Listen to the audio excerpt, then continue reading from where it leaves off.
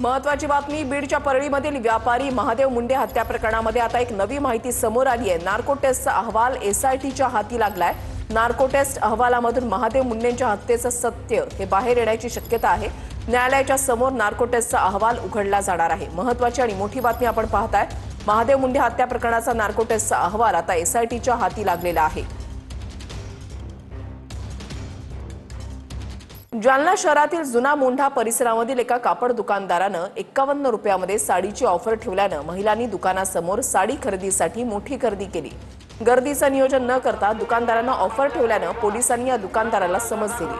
दुकानदाराने 51 महिलांना 51 रुपयात साडी देणार असल्याची ऑफर ठेवली होती।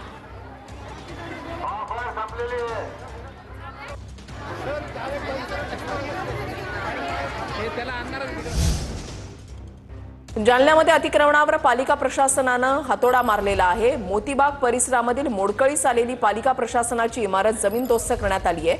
20 ते 25 जीर्ण झालेल्या इमारती पालिका प्रशासनाकडून पाडण्यात येणार आहेत। शासकीय जागा बळकावणाऱ्यांवर कारवाईचा पालिकेचा इशारा आहे।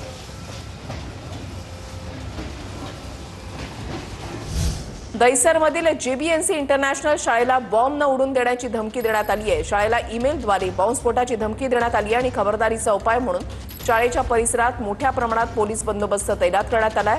विद्यार्थ्यांच्या सुरक्षिततेला प्राधान्य देत शाळा प्रशासनानं तातडीनं मुलांना सुट्टी जाहीर केली आहे। दरम्यान प्राथमिक माहितीनुसार मुंबई उपनगरातील एकूण 22 ते 25 शाळांना अशाच प्रकारच्या धमकीचे ईमेल प्राप्त झाल्याची माहिती आहे।